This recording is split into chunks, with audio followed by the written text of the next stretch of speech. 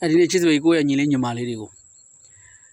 ပြောပြချင်တာကတော့ကွာလူတယောက်နဲ့တယောက်ရေဆက်စုံကြတာဘယ်အတွက်ကြောင့်ဘလို့ပုံနေနဲ့ရေဆက်တွေစုံနေကြတာလဲဆိုတာလေးကိုချစ်စွေဖက်ခဲ့ဘူးတဲ့ဇလန်းလေးတစ်ပုဒ်နဲ့ကွာပြောပြချင်သေးတယ်အကြောင်းကတော့ဒီလိုဟိုတုန်းကလူငယ်လေးတယောက်ကသူ့အိမ်ကနေအပီးပိုင်ထွက်ခွာလာပြီးတော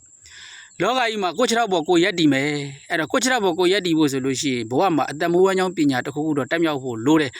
အဲ့ဒီအတွင်းနဲ့ तू ကတခါတည်းဘဘုဆရာကြီးတယောက်ရှိမှာအသက်မွေးဝမ်းကြောင်းပညာကို तू သင်ယူတော့တာပေါ့အဲ့တော့ तू ကဝရိယအားကလည်းကောင်းဉာဏ်ပညာလည်းကောင်းဉာဏ်ကလည်းကောင်းနေတော့အချိန်တော်အတွင်းမှာဘဘုပညာတွေကို तू တက်မြောက်ခဲ့တယ်ပေါ့ကွာဘဘုပညာတွေကိုတက်မြောက်ခဲ့တယ်ဆိုလို့ရှိရင်ပဲ तू ကဈေးကွက်မှာရောင်းချဖို့ तू ဘဘုရုပ်တွေကိုစတင်ပြီးတော့ထုလုပ်ခဲ့တာပေါ့ထုလုပ်တယ်ဆိုလို့ရှိရင်ပဲဘဘုရုပ်ကပြီးသွား तू ထုလိုက်တဲ့ဘဘုရုပ်တွေပြီးဆုံးသွားပြီဆိုလို့ရှိရင်ကြီးလိုက်ချင်အမျိုးသမီးရုပ်တွေကြီးဖြစ်နေတယ်တရုပ်ထုလိုက်လို့ပြီးသွားရင်လည်းအမျိုးသမီးရုပ်နှစ်ရုပ်ထုလို့ပြီးသွားရင်လည်းအမျိုးသမီးရုပ်တွေကြီးပဲဖြစ်နေတယ်အဲ့ဒီအမျိုးသမီးရုပ်ကလည်းအခြားသူမဟုတ်ဘူးသူ့ရဲ့မိထွေးရဲ့ပုံတွေပဲဖြစ်နေတယ်ကွာအဲ့ဒီမိထွေးကသူငယ်ငယ်လေးတွေကနေပြီးသူ့အမေကဆုံးသွားလေတော့သူ့အဖေကနောက်အိမ်အောင်ပြုတ်ခဲ့တယ်ပေါ့ကွာနောက်အိမ်အောင်ပြုတ်တဲ့မိထွေးကသူ့ပေါ်မှာမကောင်းဘဲနဲ့အမြဲတမ်းနှိပ်စက်တဲ့ဓာတ်တွေကိုသူငယ်ငယ်လေးတွေကနေပြီးကြီးတဲ့အထိခန်းစားလာတော့သူ့မိထွေးပေါ်မှာမုန်းတဲ့စိတ်ကြီးကဘလို့မှမဖြေဖြောက်နိုင်ဘဲနဲ့သူဘဘုထူးတဲ့အထိသူကြီးပြင်းတဲ့အထိဒီစိတ်တွေကသူ့ပေါ်မှာလွှမ်းမိုးနေလေတော့သူထူးလိုက်တဲ့ဘဘုရုပ်တွေကသူ့မိထွေးရုပ်ကြီးဖြစ်နေတော့တာပေါ့အဲ့ဒါနဲ့ပဲ तू ကဒီအလုပ်ဟာငါနဲ့အစင်မပြေနိုင်ဘူးဒီလိုသာငါရှေ့ဆက်ပြီးတော့သွားမယ်ဆိုရင်ငါဟာထမင်းငတ်ဖွယ်ရပဲရှိတော့အဲ့တော့ငါဒီအလုပ်ကိုဆွလွတ်မှပဲဖြစ်မယ်ဆိုပြီးတခါတည်းသူထူထားတဲ့ဘဘုရုပ်တွေကိုလည်းယူဘဘုထူတဲ့ပစ္စည်းတွေကိုပါတဲဆောင်လဲပြီးတော့တခါတည်းမြေကမ်းနှစ်ဖူးကနေပြီးရေထဲကိုပစ်ချဆွလွတ်လိုက်တယ်ပေါ့ကွာအဲ့ဒီမှာတခါတည်း तू ကရအလုပ်ကိုရှာကြမ်းပြီးထပ်ပြီးလုပ်ပြန်တော့တာပေါ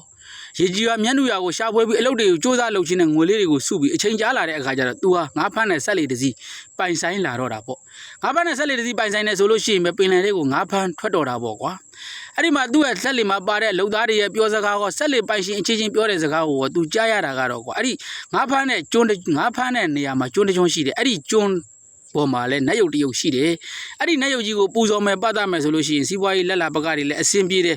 ဘေးဇိုးအန်တရဇိုးတွေကနေပြီးတော့လဲလွတ်မြောက်နိုင်တယ်လို့ပြောတယ်တကယ်လို့မြင်ပါလေရဲ့ကဲနဲ့ကွင်းရှောင်သွားမယ်မပူဇော်ဘူးမပတ်တာဘူးဆိုလို့ရှိရင်တော့အန်တရအမျိုးမျိုးတွေလည်းကြားရောက်နိုင်သူတို့အသက်အန်တရကိုလည်းစိုးရိမ်ရတယ်စီးပွားရေးတွေလည်းအဆင်မပြေဖြစ်တတ်တယ်လို့ပြောတော့သူဒီနတ်ရုပ်ကြီးကိုသူတော်တော်တွေးချင်ခဲ့တာပေါ့ကွာဘာဖြစ်လို့လဲဆိုတော့သူစီးပွားရေးတွေအဆင်ပြေဖို့ရယ